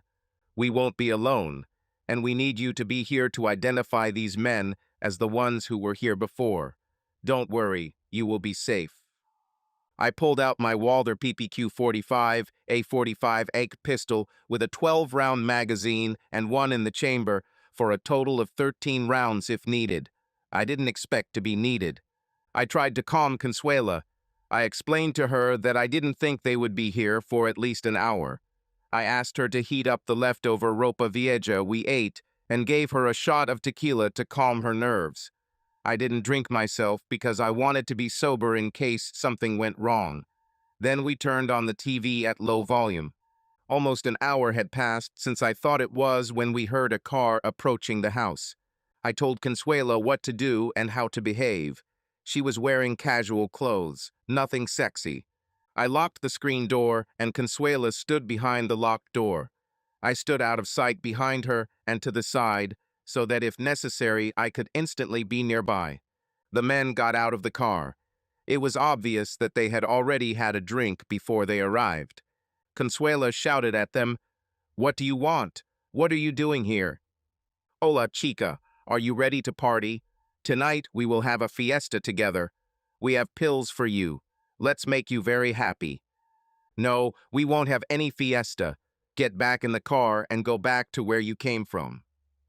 They began to behave aggressively. "No, no, no, Bruce sold you to us for the night. You're our slut tonight. Don't worry, you'll still be ready for more sex in the morning." "Are you threatening me?" she asked. "I told you to leave. I won't be anyone's mess tonight or ever. Call the police if you want, but we're not leaving until we get what we want." "Are you threatening me?" she asked again. "I told you to leave or I'll call the police." "Pinch Policia," was the answer, when suddenly the lanterns surrounding them lit up. They tried to return to the car, but two Vero Beach patrol cars blocked their path. "This is the police. You are under arrest. Place your hands on your head. Do not make sudden movements or reach for anything." The Panamanians obeyed, as if they had done this before. They were soon ordered to kneel, then lie down on the ground. Within minutes, they were handcuffed while dogs and police searched their car. They had already admitted to having illegal drugs, which gave rise to a search. When, in addition to the substances and guns found during a search of their bodies, enough was found in the car to be classified as for distribution, they were arrested. When officers found several firearms in the car, that was the finishing touches. They were taken to the county jail for questioning. Teresa da Silva approached the house while the arrests were taking place. "Have you had enough of this excitement, Mr. Stevens, Mrs. McWilliams?" Consuela answered first. "More excitement than I need in my entire life. I was more cautious and pragmatic. Can you hold them off while you figure out what their role was in Bruce's scam?" "Oh, of course. We were going to detain them as witnesses, as you suggested. But now?" She looked back at the suspects and shrugged. "Now we have substance and weapons charges against them. Believe me, when they realize how long they can sit, one or both will start talking about Bruce. We'll find out what they were really doing when dealing with him." She turned away. "Good night, guys." I arranged for one of the deputies to take me and Consuela to her mother-in-law's, where she was reunited with the boys and I with Claire, who was waiting there. We said goodbye and Claire, and I headed back to the island. It took several more days to reorganize our activities in Florida before we could return home. We promoted Bubba to official Grove manager with a salary increase. I figured he was already doing most of the work, with Bruce coming in from time to time to bless his decisions. Since Bruce's company went out of business, we hired Consuela to take on additional duties that Bruce had previously performed. After harvesting the crops and sending them to either the packing house or the juice plant, it was her job to ensure the process. We sold the produce from our headquarters in Tennessee, but Consuela had to ensure that the fresh fruit was palletized, wrapped in plastic film, and that brokers arranged for the product to be trucked from the plant to the end customers. Our products were high quality because we did not harvest them until the sugar-to-acid ratio reached the level consumers desired.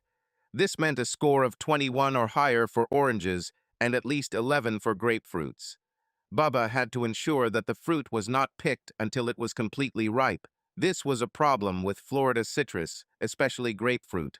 Another of her responsibilities was managing our pride and joy, our juice line. We no longer sold our juices wholesale. We had our own brand. We were considered a premium brand because not only was our juice NFC, but all the fruit was real Florida fruit, whereas our competitors added cheap fruit from Brazil, Mexico, or Central America to bulk up the juice. We sold our line of juices to high-end stores, many in New York and Washington, as well as upscale restaurant supplies. We also shipped a significant amount to our warehouse in Tennessee for sale throughout the state and surrounding states.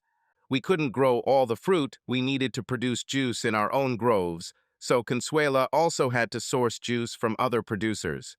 We had several reliable suppliers who sold all their juice to us. By hiring Consuela for these tasks, we were also putting her under Claire's control, so I was out of the process and Claire knew there would be no flirting and Consuela knew I wouldn't treat her the way Bruce did. Back home, Claire and I went about our business.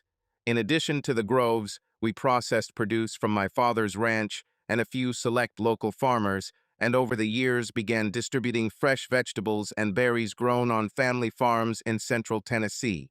Our employees did a good job in our absence, but there were always tasks that required our personal participation.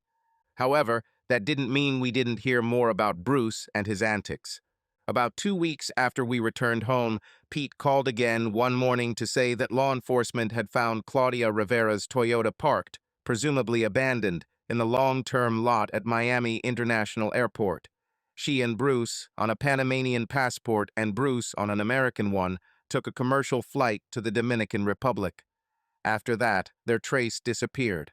No one expected to see them again in the USA. It later became known that Bruce was able to sell 3 other groves to his clients, developer Jake Stearns. The transactions were legal because his clients, being out-of-area owners with little involvement in the management of the groves, gave Bruce legal powers of attorney. They did this many years ago and never had a problem before. But several months passed before anyone thought to call the previous owners and ask if they really wanted to sell the groves. The only consolation was that 3 grove owners sued Stearns and locked up his money and land long enough for him to declare bankruptcy. However, the owners never got their money or groves back. In the end, Bruce stole less than $30,000 from us, including everything, but he walked away with millions from sales of other gloves. Trying to trace the money was nearly impossible. First, the money went to a bank in Panama. Yes, those scoundrels who came to the ranch and were still in Florida State Prison for drugs and weapons were indeed Panamanian bankers. They carried out their part of the scam. Then the money disappeared into accounts, first in Costa Rica, then it moved to the Cayman Islands, and who knows how many times the money was transferred from one place to another. But eventually the traces disappeared, leaving the former owners of the groves to cry over their lost possessions.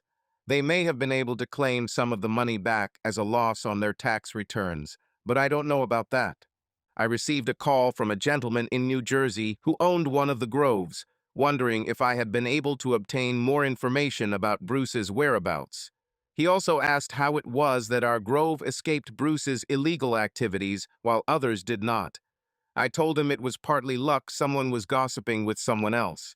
Plus, the fact that I grew up in Vero and a lot of people knew me. When something seemed strange, local friends would call me. He was very polite, but I felt a bad vibe, even over the phone, from him. He asked me to call him if I found any new information about Bruce. I took his number and said I would call.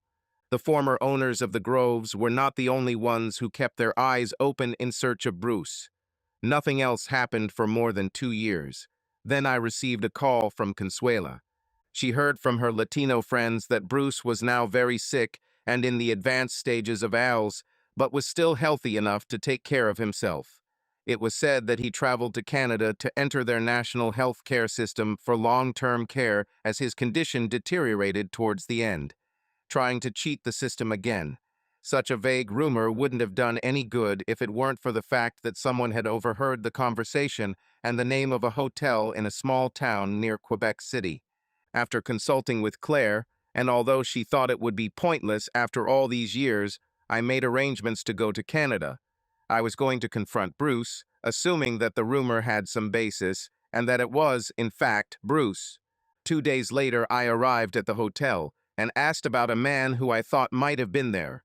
The hotel manager was very concerned about the privacy of his clients, but the pair of Ben Franklins in the palm of his hand not only confirmed that such a person could stay at the hotel, but also gave his close friend the key to his apartment. He was at dinner when I arrived, but expected to be back in an hour. I was sitting there in the dark when the door opened and the tenant came in. At first, he didn't notice me, but when he turned on the light, he suddenly saw me. I scared him. God, David, you scared the crap out of me. Hi, Bruce. It's been a long time. Bruce sat down in the second chair opposite me. Dave, you look good, he remarked. Bruce, you look like crap if you don't mind me saying so. Bruce looked thin and haggard, about 20 years older than he was. Yeah, Bruce sort of sighed. It sucks, it really does. According to the documents, I probably only have a year, or maybe 2 if I'm lucky. This is what ALS does to you. Even now, I have to eat soft food, a lot of soups and baby food. But at least I can feed myself. I don't know when, but I will probably need a feeding tube. Thank you to Canada for being their national health service. They will keep me until the end without my paying. I don't know, I told him. It seems the NHS is trying to convince anyone with a terminal condition to let them put them to sleep. I heard about it too. I'm not sure that when it gets this bad, I can't just go along with it. Let them stuff me full of happy pills, just fall asleep and never wake up. Bruce changed the subject. So are you here to grab me, to hand over to the authorities, to squeeze this turnip until it bleeds? No, absolutely not. You didn't get much from us. We have restored and repaired most of what you did, I replied. And what? Bruce asked with genuine curiosity. I just want to hear the reason for all this from your own lips. Do you want to record my confession? To reproduce what I say in some court? No, no. Honestly, I want to know why you betrayed and backstabbed every friend you knew since childhood. I want to understand how you could make your parents feel ashamed and sorry for all their lifelong friends. I want you to tell me why you first abused your wife's trust and honor, and then abandoned her and your boys, simply leaving them alone. Well, Bruce chuckled quietly. You're not asking for much, are you? Okay, I'll tell you and explain it the way I see it, but it's a long story and it goes back a long time. I nodded. I have plenty of time. Bruce laughed again, probably more than me. Suddenly, Bruce became more serious. He leaned back in his chair, relaxed, tilted his head back, and closed his eyes, and then began to speak. One day, I looked up the definitions of a psychopath and a sociopath. I'm not sure which category I fall into, or maybe somewhere in between. I'm not sure there's a clear distinction between the two. I think it started when I hit puberty. I remember thinking that rules are for fools, and I thought of all you virtue is its own reward types as fools, including my parents. Understand, I realized that I needed to keep my mask and hide the real me from the world. If I did that, I could get away with almost anything. Until the very end, when I hit the jackpot, that was my only rule. Be smart, don't get caught. Most of the time, I was stupid and impulsive. If I saw something I wanted, I just took it. But at some point, I realized that if I continued doing this, I would eventually get caught. That's when I realized I needed a plan. I needed my own set of rules, not to conform to the demands of society, but only for my own protection. I called this my #1 concern. First of all, don't be greedy. If I were to find a woman's jewelry box, I wouldn't take the most expensive piece of jewelry or the truly unique piece, and God forbid, any heirloom piece. I would take a set of gold earrings or maybe a gold ring with a couple of small jewels. Things that can take months or even years before they are missed. And if they were, they would think they had lost them and simply wouldn't be able to do it. They will remember what they did to them. After a while, they will only have vague memories of them. They just got lost. And it was easy to get rid of them because they were nondescript. Remember that gun you found when I was selling it to my house in Fort Pierce? This was an example. The gun was in a box on one of the boats in the harbor. It was in the back of a drawer, covered with some shirts where people wouldn't see it unless they were looking for it. I could tell the owner of the boat had not used it for a long time. I don't know if he ever knew she was gone. If he looked for it, he wouldn't even remember what he did with it, and he would think he moved it and just couldn't remember where he put it. You almost caught me that time. I didn't expect you to show up later, and the gun has long since disappeared. I know you were suspicious at that moment, but I had my story, and you still told me the benefit of the doubt. I don't want to sound like I'm bragging, but I fooled you all and had a good time. Women. This is a completely separate topic. I could pull women's panties off. Of course, you know that I've always been ogling Latinas. Even after I got married, I never stopped sleeping with other women. Sometimes I would portray some of the boys' mothers. Remember Matt from the football team? I did this a couple of times with his mom. She liked it. She wasn't Latina, but she still let me do whatever I wanted. She was one of the original cougars and just loved being teased. God, they were so easy to manipulate. Consuela was different. She was smart and I wanted to have children, so I treated her differently. I married her, which convinced her that I loved her. I mean, she still allowed me to have everything I wanted, but I myself imposed restrictions until the end.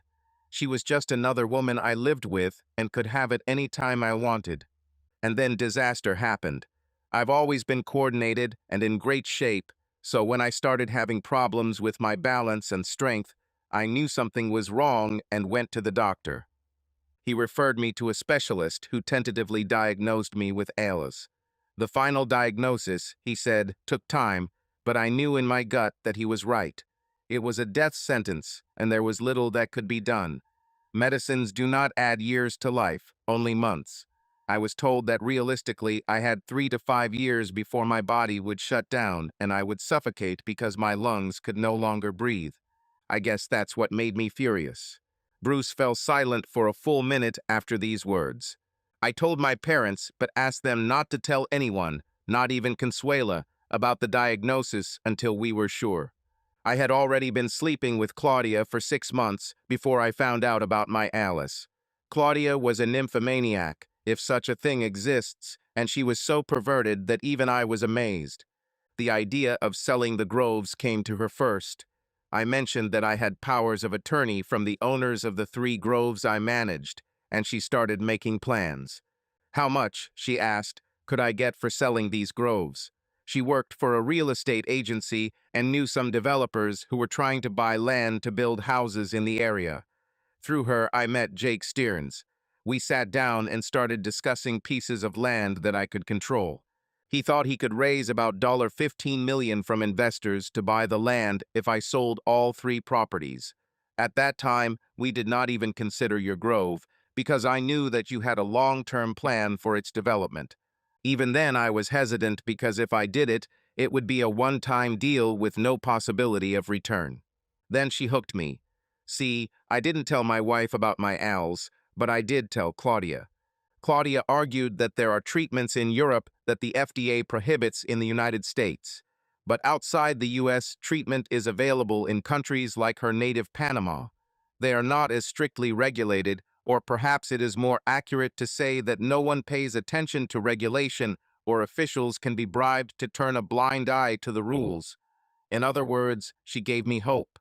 She said she knew some Panamanian bankers she went to university with who were experts at laundering questionable money, and that Panama had the same strict confidentiality rules as Switzerland. She said she could get them to come to us so we could work out our plan. When they arrived, we all had dinner together, and although no one spoke of the money as dirty or stolen, Everyone understood that it would be so. Maybe they thought it was money from substances or something like that. But they didn't care.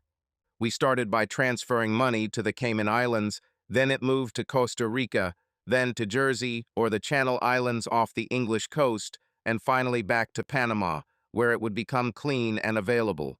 I mean, who would have thought that the island of Jersey was a major banking center, but apparently it is.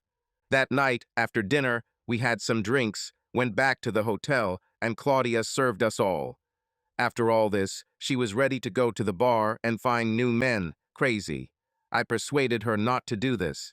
The next day, when the Panamanian bankers left back to Panama, they also took $10,000 of my money to make me a Panamanian passport, which they did.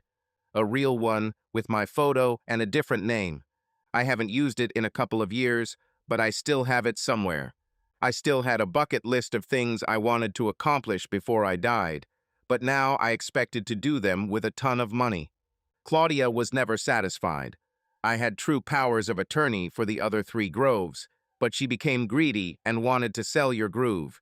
She said she could forge a power of attorney for your groove, and we would disappear before any of the owners, including you, found out. By the way, how did you find out? I shrugged. People talk and gossip, and eventually it got back to Pete, who called me to ask if I was selling the grove without his knowledge.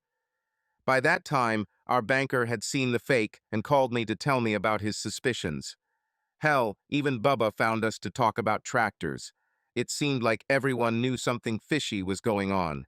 By the way, did Matt find you? He was furious that you were willing to steal 20,000 from him when he thought you were just deceiving me. He didn't even know about you and his mom, but he was going to find you and get his 20,000. Bruce laughed quietly. He almost caught me.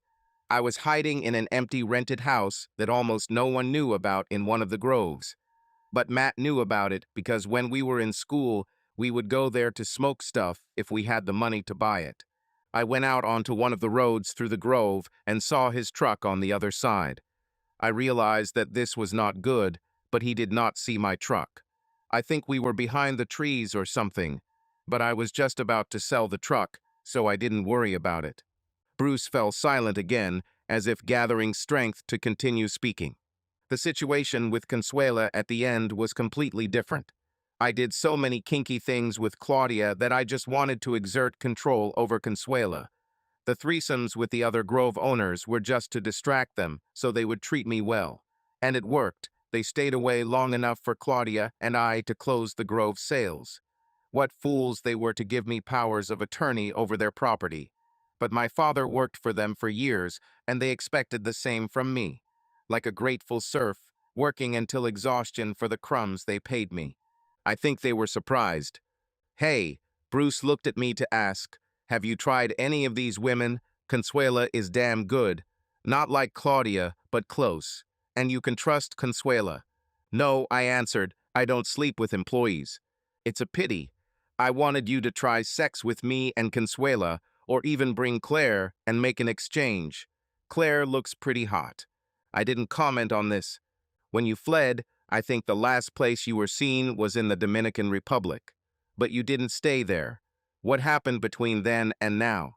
Yes, we landed in the Dominican Republic on my original passport, but a couple of hours later, we flew to Costa Rica, where I used a new Panamanian passport and Claudia, I believe, had a Honduran one. We arrived at the San Jose airport in Costa Rica and spent a couple of days there. We stayed at a casino hotel where the bar was filled with available women. Claudia and I were hanging out at the bar drinking, and she was picking one of the girls based on what they were willing to do. Many did not want to engage with women, and so we let them through. But there were still plenty of options, and we had some fun nights there. Then we went to the West Coast and did some deep-sea fishing. It's great there, you should try it. Marlin, swordfish, sailfish, you name it. Claudia found bitches there too. One day she brought back an effeminate guy, American, as she called him. But he also had sex with women. I won't even describe some of the things we did with this little guy. He was thin, his body was clean-shaven, and he was just as perverted as Claudia. I was tired of Bruce's bragging, so I motioned with my hand for him to continue. We stayed there for about a week. By then, we thought our money had stopped being sent and was in the bank account. Next stop, Panama. This is where everything went to hell. We boarded a flight to Panama City, the capital. The flight was okay, a good flight, but when we got off, Claudia went to get the rental car while I went to get my luggage.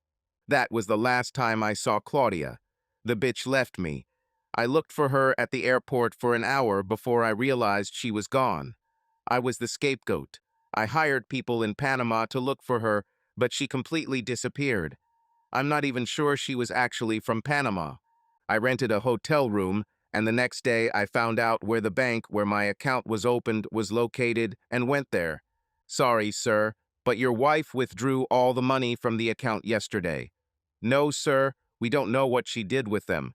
She took everything in the bearer bonds you bought. Bruce lowered his head and sat shaking his head. Can you believe it? She stole my money right from under my nose. This bitch.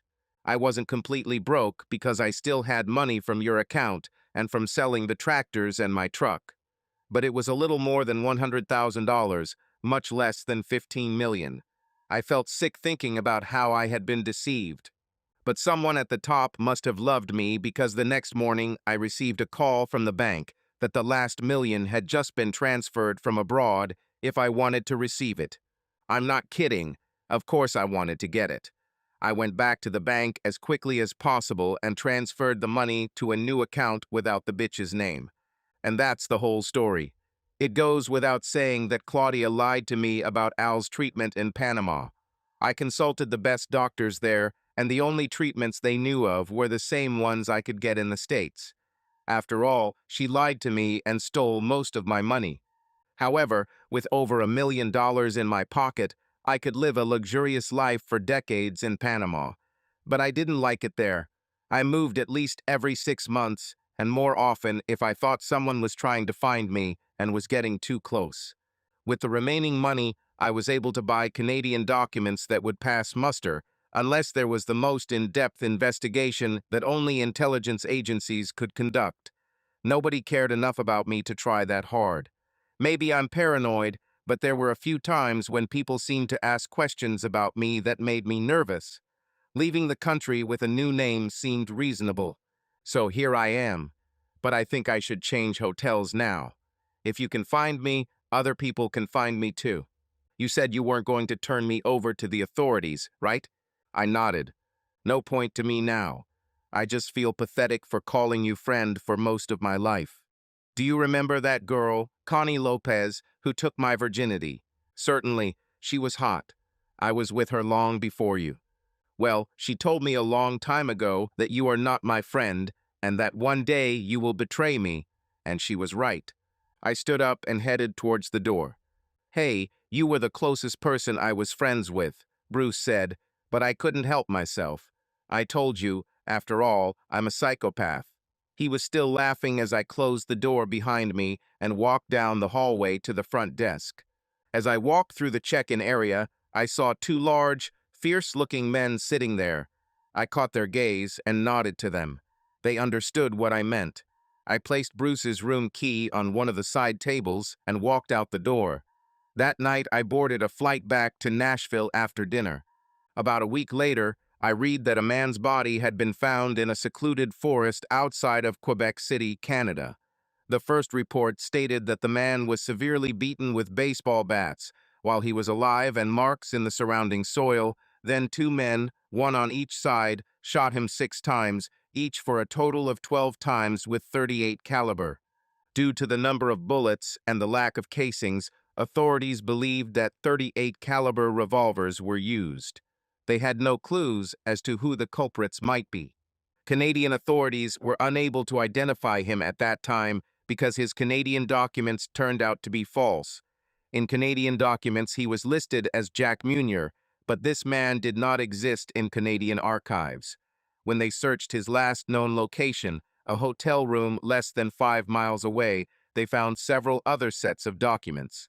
A couple of weeks later, and a very small story on an online news site reported that Canadian authorities had allegedly identified the victim as Bruce McWilliams, who was wanted in Florida on several charges and had fled the States several years ago.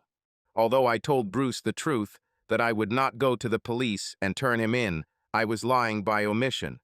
There was that Grove owner from New Jersey whose Grove Bruce sold. I promised him that if I heard anything about Bruce or his whereabouts, I would let him know.